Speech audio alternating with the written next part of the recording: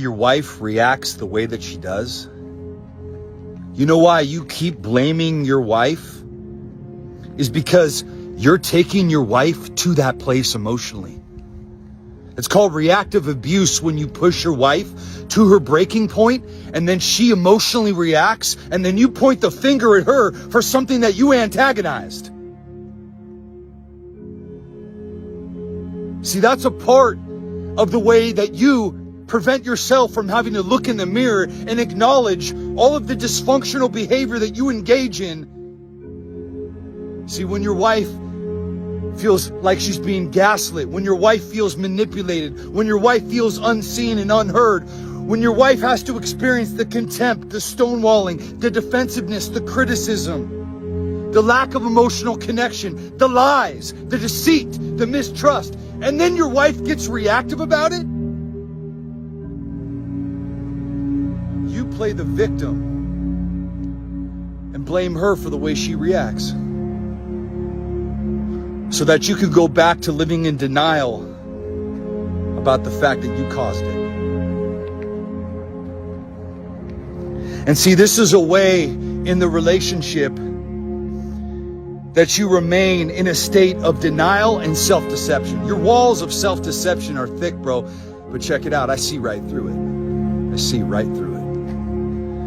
And I'm not the only one. This is going to cost you everything if you don't stop. It's going to cost you everything, man. And I want to tell you right now, the saddest part about all this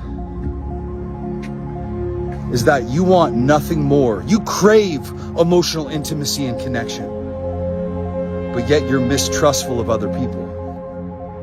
You crave vulnerability. You crave that, but yet you won't open up. You want permission to do the work.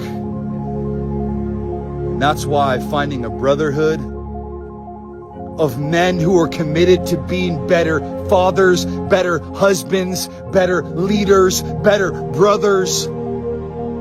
So when you find men in your life that radically hold you accountable to being the best version of you, you better keep those men close to you, because guess what? Men like that don't come around very often. Men that want you to be the best version of you, those are men that truly love you.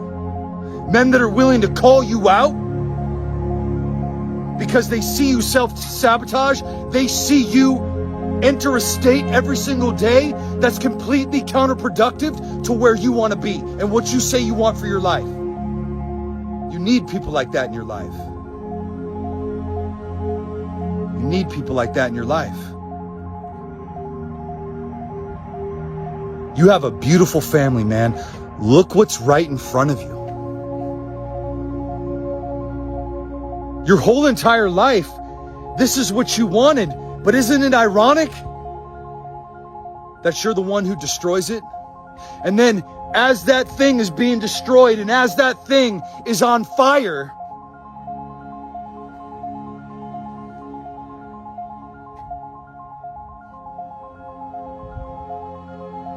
you blame it for going up in flames.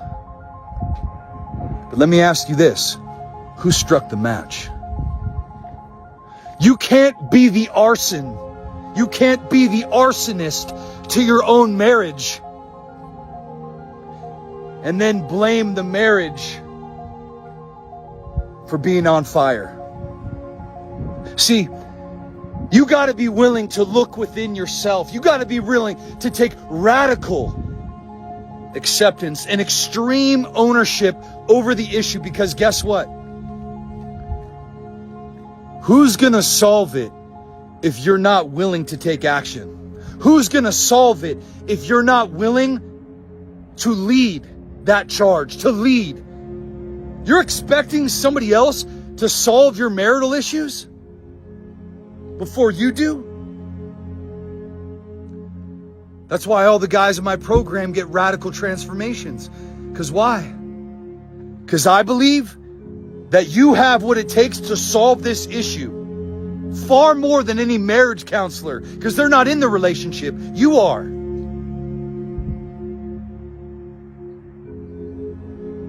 If you have the right tools and if you have the right people in your life, you can solve this. But it begins with you. It begins with you. It begins with you having a brutally honest conversation with yourself about why you start fires. A brutally honest conversation with yourself